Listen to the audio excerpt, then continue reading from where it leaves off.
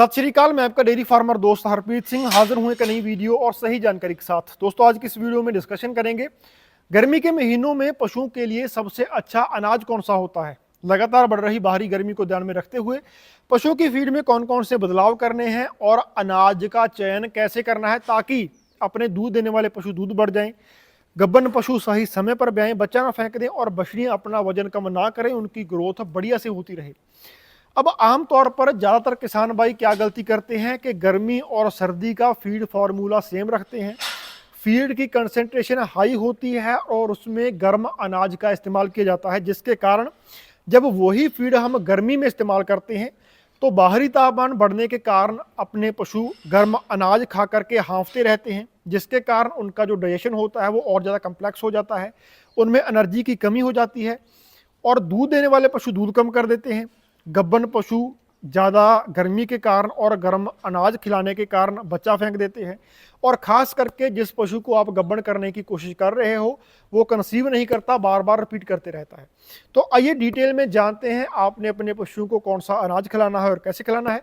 Channel पर पहली बार आए तो सब्सक्राइब जरूर कर लें। अगर आप हमारा 15 दिनों का online dairy farming training course लेना चाहते हैं तो नीचे दिए गए व्हाट्सएप नंबर पर मैसेज करके या डिस्क्रिप्शन में दिए गए लिंक पर क्लिक करके आप ट्रेनिंग ज्वाइन करने के आगे के डिटेल्स जान सकते हैं।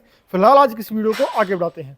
दोस्तों, पशुओं को स्वस्थ रखते हुए उनसे बढ़िया परफॉर्मेंस लेने के लिए हम अपने मन से मन में जो भी अनाज आते हैं उनको नहीं खिला सकते। जिस प्रकार से हमारे खाने पीने की चीज़ों में नमक, मिर्ची, हल्दी और मीठा एक संतुलन में होता है, ठीक उसी प्रकार से पशुओं की फीड का भी एक संतुलन होना बहुत ज़रूरी है। तो सबसे पहले सवाल आता है कि अनाज को फीड में कैसे बैलेंस किया जाता है। देखिए, फीड को बैलेंस करने का एक बेसिक स्टैंडर्ड होता है, बाकी ये डिपेंड करता है पशु के ऊपर कि पशु की रिक्वायरमेंट कितनी है। बट जो बेसिक स्टैंडर्ड है, अगर आप मान के चलिए 100 किलो फीड तैयार कर रहे हैं तो उसका बेसिक स्टैंडर्ड क्या होता है कि उसमें 100 किलो फीड में तकरीबन 30 से 40 किलो अनाज होगा। अब अनाज का जो प्रपोर्शन है ये डिपेंड करता है। अगर आपका पशु 15 किलो से कम दूध देता है तो आप अनाज 30 किलो डाल सकते हो 100 किलो फीड में। अगर आपका पशु 20 लीटर दूध देता है तो अनाज आप 35 किलो इस्तेमाल कर सकते हो। अगर आपका पशु 40 लीटर प्लस दूध देता है तो आप 40 किलो अनाज 100 किलो फीड में डाल सकते हो। इसके अलावा दोस्तों 30% हिस्सा या 100 किलो में 30 किलो होती हैं खलियाँ, जिससे फीड बैलेंस होती है। खलियां दोनों प्रकार की होती हैं, डीओसी यानी कि बिना तेल वाली खलियां और तेल वाली खलियों का इसमें मिश्रण होता है। इसके अलावा दोस्तों 30% हिस्सा या 30 किलो इसमें डाले जाते हैं छिलके और बचा हुआ जो 8 से 10% का हिस्सा होता है इसमें होते हैं एडिटिव्स और मोलिसिस यानी कि गुड़ का शीरा, मीठा soda, MGO, mineral mixture, bypass fat, liver tonic और यीस्ट जैसे प्रोडक्ट का इसमें 10% के आसपास का हिस्सा होता है।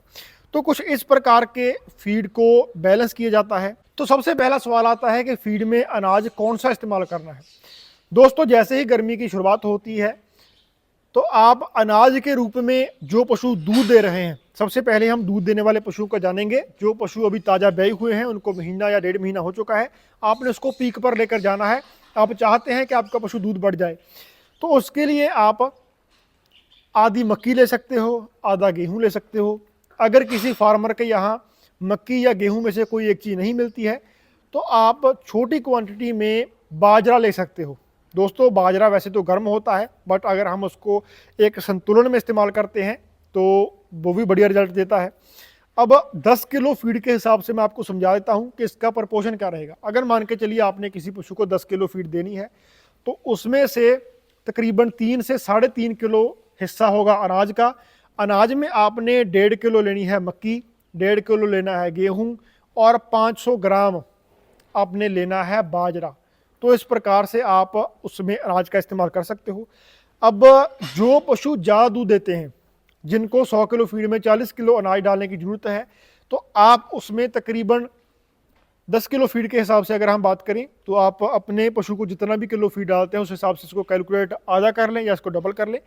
अगर आप 10 किलो फीड अपने पशु को डालते हैं और आपका पशु ज़्यादा दूध देता है तो उसमें आप तकरीबन 2.5 किलो के आसपास मक्की का इस्तेमाल कर सकते हो और 1.5 किलो आप उसमें गेहूं डाल सकते हो। ऐसे में दोस्तों आपने बाजरे का इस्तेमाल उसमें नहीं करना है, क्योंकि दोस्तों ज़्यादा दूध देने वाले पशु ज़्यादा सेंसिटिव होते हैं। अगर आप उनको गर्म अनाज दोगे तो उनको दिक्कत हो सकती है।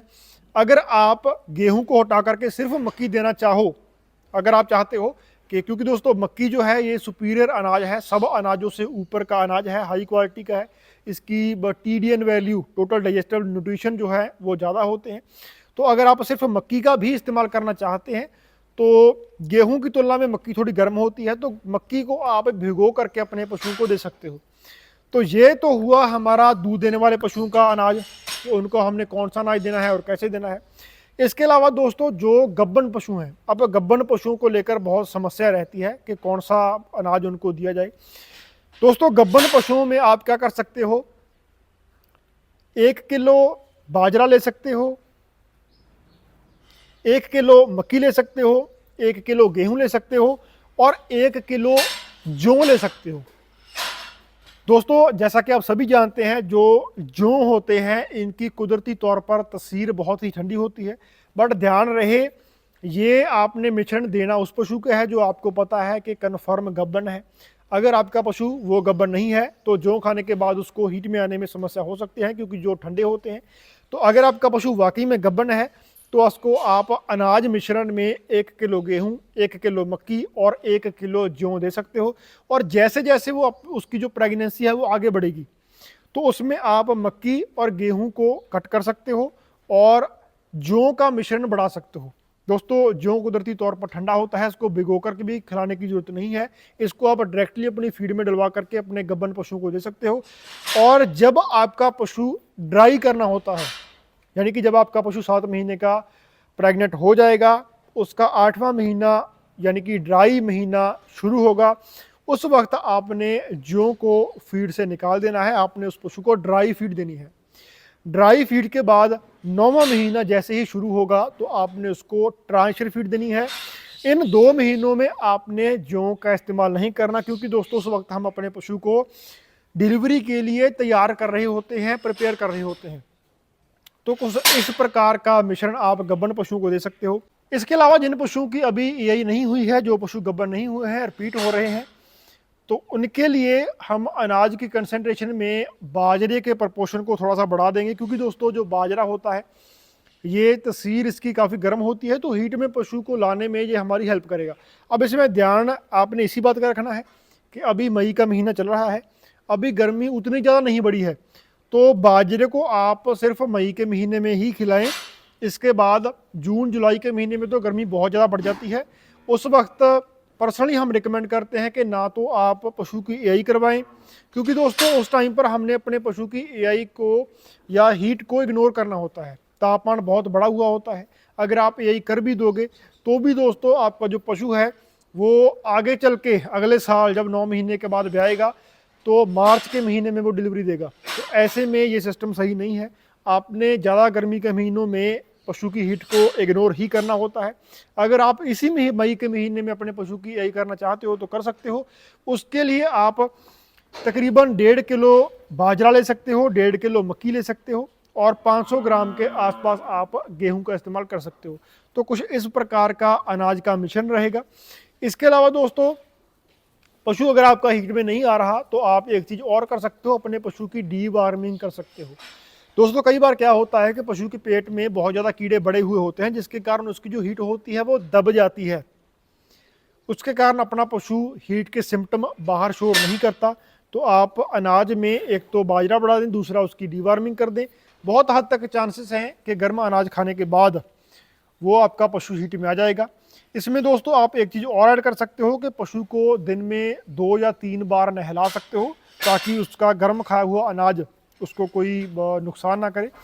इसके अलावा दोस्तों अगर बात की जाए बछड़ियों की, कि बछड़ियों के अच्छे ग्रोथ के लिए उनके अनाज का चयन या कंसंट्रेशन कैसा रहेगा। दोस्तों बछड़ियों के लिए सबसे अच्छा अनाज है मक्की का। दोस्तों मक्की का जैसे कि मैंने आपको पहले भी बताया कि TDN वैल्यू बहुत ज़्यादा होती है और तसीर मक्की की ना तो बहुत ज़्यादा गर्म होती है ना बहुत ज़्यादा ठंडी होती है। तो आप मक्की का इस्तेमाल गर्मी में अपनी बछड़ियों के लिए कर सकते हो, पूरा का पूरा ही अनाज का प्रपोर्शन आप मक्की का ले सकते हो। अगर आपके वहाँ पे गेहूँ सस्ता है तो आप गेहूँ का भी इस्तेमाल कर सकते हो, पर बाजरा आपने अपनी हीफर्स को या बछड़ियों को नहीं देना, क्योंकि दोस्तों ये बहुत ज़्यादा गर्म होता है। ना ही आपने जौ देने हैं खास करके।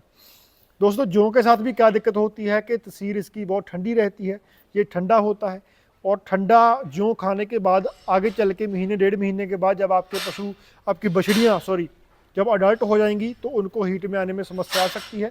तो आप मक्की का इस्तेमाल अपनी बछड़ियों के लिए कर सकते हो।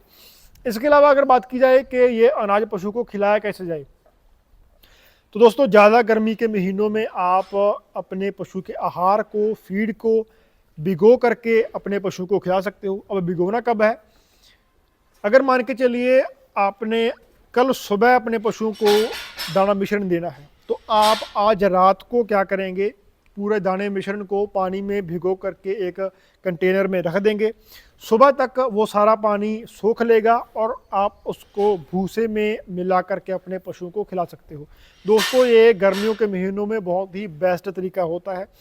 इससे गर्म अनाज भी अपने पशुओं को दिक्कत नहीं करता, अपना पशु ज़्यादा फीड या आहार खा करके हाँफता नहीं है। तो ये तरीका आप इस्तेमाल कर सकते हो। इसके अलावा दोस्तों जो बेसिक अपने पशु की मैनेजमेंट होती है, दिन में पशु को 5 से 6 बार ठंडा फ्रेश पानी पिलाना।